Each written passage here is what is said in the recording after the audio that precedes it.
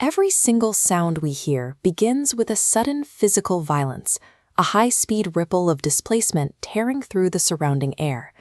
Because sound is a mechanical wave, its speed is determined by the physical properties of the medium it travels through, rather than the source of the noise. This relationship is defined by a bedrock mechanical formula. Velocity equals the square root of elasticity divided by inertia.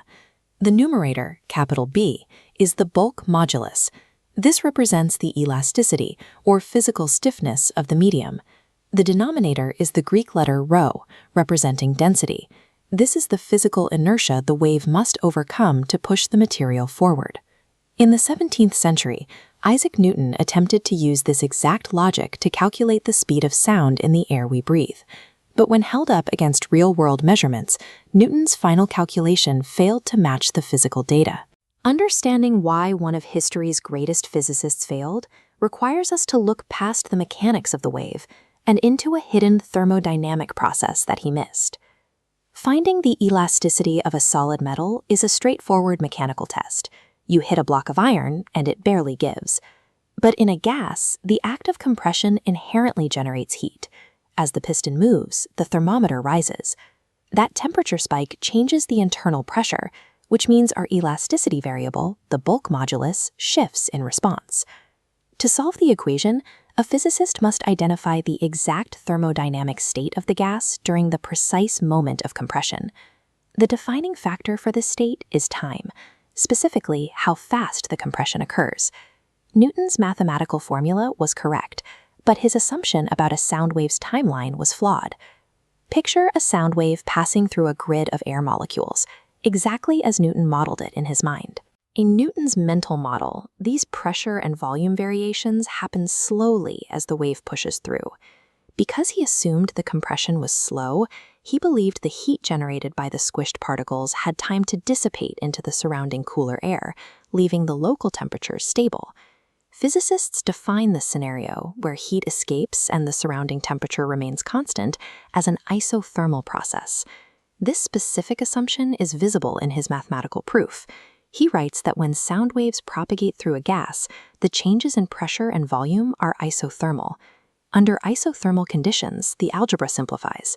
The bulk modulus, B, perfectly equals the ambient atmospheric pressure, P. Newton substituted P for B to create his specific formula.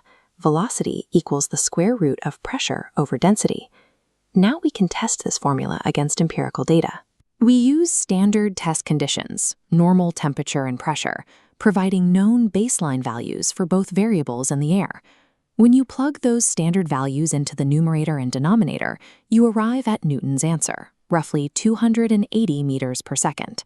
However, the actual measured speed of sound in air is approximately 343 meters per second. Newton's derivation produced a result 15% slower than the physical reality. Since the physical data contradicts the math, sound propagation cannot be an isothermal process. The heat is not escaping. Over a century later, Pierre-Simon Laplace identified the source of the error.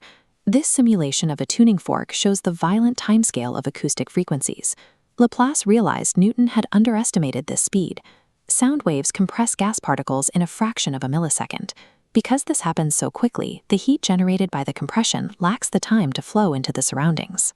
It remains trapped, causing the local temperature to spike. This rapid heat-trapped condition, where temperature fluctuates, is known as an adiabatic process. As Laplace's correction states, the variations in the gas are so fast that heat does not get enough time to flow to the surroundings. The process is adiabatic. That trapped heat pushes back against the incoming wave, effectively making the gas stiffer than Newton accounted for. Physicists represent this extra stiffness using the variable gamma, which is the ratio of specific heats for a given gas. Laplace's derivation shows that for an adiabatic process, the bulk modulus equals gamma multiplied by pressure. Substituting this into the bedrock equation gives us a corrected formula for the speed of sound, now including gamma in the numerator. This single variable accounts for the entire thermodynamic difference between Newton's slow model and the behavior of actual air. Laplace redefined sound as a rapid sequence of microscopic, isolated thermal explosions. We can now compare the two models side by side. On the left is Newton's 280 meters per second. On the right, the adiabatic model.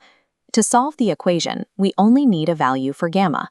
For the diatomic gas that makes up our atmosphere, the value of gamma is 1.4. We run the final calculation, applying this multiplier to Newton's original baseline pressure. The math resolves to 331.3 meters per second. This matches modern empirical measurements of sound traveling through freezing air. This theoretical derivation aligns with the observed laws of nature. By introducing gamma, Laplace successfully bridged the gap between pure wave mechanics and the real world.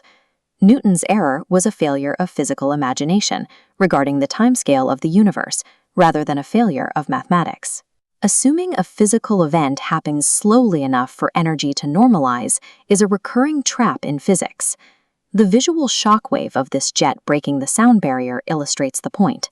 The speed of a wave depends on its thermodynamic properties. These principles govern everything from acoustics in a classroom to the aerodynamics of supersonic flight. The mechanical collision of particles cannot be separated from the thermal energy they generate. The true speed of sound is dictated just as much by the inability of heat to escape as it is by the physical collision of the air itself.